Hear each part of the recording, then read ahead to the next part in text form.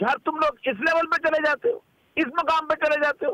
ओ भाई, आपके मियाँ बाप के आने से पहले पाकिस्तान जो था दुनिया की यूनिवर्सिटीज में पढ़ाया जाता था। और ये मकबूल जान साहब, मरियम नवाज साहिबा की वापसी, पीएमएलएन ने एक बड़ा पैथेटिक शो किया है।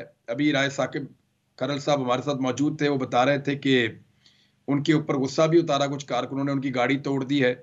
और उसके अलावा वो कहते हैं जी तकरीबन 120 कदम पे सिंगल रोड के ऊपर ये जलसागाह थी और वहां पे भी बड़ा पैथेटिक शो था। और जो लोग वहां पे लाए गए थे वो लोग भी वो नहीं है जो पॉलिटिकल वर्कर्स होते हैं, ये वो लोग हैं जिनको आप खाना खिलाने के लिए, सैर कराने के लिए, बहुत गरीब लोग हैं, थोड़ा बहुत पैसा देके आप ले आते हैं और पूरे पंजाब से गाड़ियां लाकर ये शो किया है। तो फिर आप मुस्तकबिल क्या देख रहे हैं इंतखाबात में? तो ये तो इंतखाबात में नहीं जाएंगे अगर ये हो जाएगा तो। देखिए गुज़श्ता तकरीबन 8 महीनों से पाकिस्तान ने एक खास किस्म का ट्रेंड देखा है जलसों का, कि आप सिर्फ कॉल करता है कोई पॉलिटिकल लीडर और लोग खुद ब खुद जमा हो जाते हैं। ना वहाँ किसी की पार्किंग की हुई गाड़ियां नजर आती हैं, ना वहाँ कोई और चीज नजर आता है। और दूसरी बात ये होती है कि एक क्राउड होता है जो कि नजर आता है कि किसी शख्स के लिए आया हुआ है, और वो पता चलता है उस क्राउड की इन्वॉल्वमेंट से पता चलता है। ये क्राउड तो एक जमाने में कभी एमपीए एमएनए लाया करते थे अपने साथ, अब तो शायद वो भी नहीं आ पा रहा। ये तो बहुत छोटा क्राउड था। लेकिन मैं आपकी एक बात पे आज कराना चाहता हूँ, जो मरियम नवाज की तकरीर में उसने 2 एक बातें की, मैंने उस पर लिखा, मुझे बड़ी तकलीफ हुई है। उसने कहा कि मैं इंतकाम नहीं लेती हूँ। ठीक है जी, अब इंतकाम का इल्जाम किससे है? उसके अरशद शरीफ के केस के ऊपर बाकायदा इल्जाम लगा हुआ है। ये तो अल्लाह का जो है वो इंतकाम का निशाना, यानी इसका मतलब यह है कि अल्लाह ने अंदर अरशद शरीफ को कत्ल करवाया।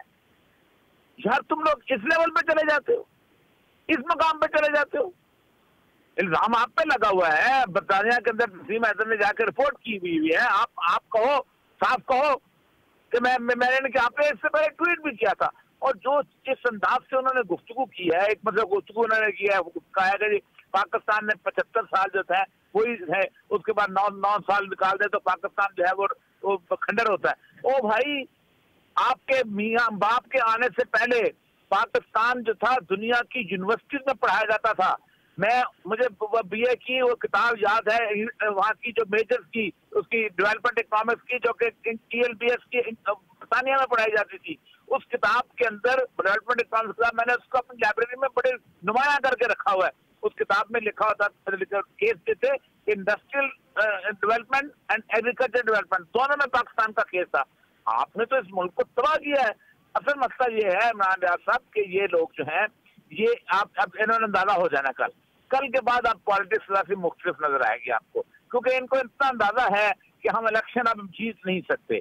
आखिरी कार्ड था मोहतरमा का, जो उन्होंने टीप टॉप करवा के, प्लास्टिक सर्जरी करवा के। साहब, अगर एक खातून पाकिस्तान से गई है सर्जरी करने, उनके वालिद ने उनको तोहफे में एक बड़ा ओहदा भी दे दिया है, अब वो सर्जरी करा के वापस आई है, तो पाकिस्तानी कौम क्यों आए उसको लेने? मुझे ये बात समझ नहीं आती।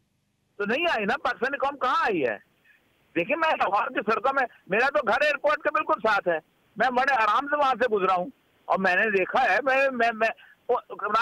मेरी एक जिंदगी है जो कि स्टूडेंट लाइफ की, मैंने सियासी एक कारकुन रहा हूँ, उसके बाद मेरी एक लाइफ है ब्यूरोक्रेसी की, मैं ये जलसे मैनेज करता रहा हूँ।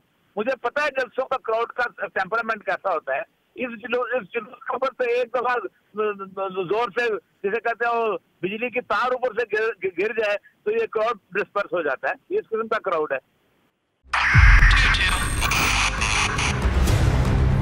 2022 बॉर्डर के ऊपर भी देखे गया पाकिस्तान की आवाम को। पाकिस्तान की आवाम को एक तोहफा ये दिया कि आवाम को पता चल गया कि पाकिस्तान का मीडिया क्या है। साल 2022 में सबसे ज्यादा देखे जाने वाला चैनल बोल न्यूज रहा नंबर 1। हमने बहुत सारे शोज और ट्रांसमिशंस की, पूरा साल मुसलसल जदोजहद में निकल गया कि ये वोट ऑफ कॉन्फिडेंस के पीछे कौन लोग थे।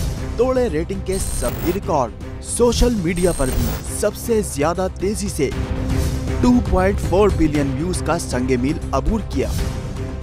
एंकर्स को भी आवाम में सबसे ज्यादा मकबूलियत मिली और सोशल मीडिया पर भी बोल रहा सब पर भारी। सब्सक्राइब करें और बेल दबाएं ताकि कोई खबर रह न जाए।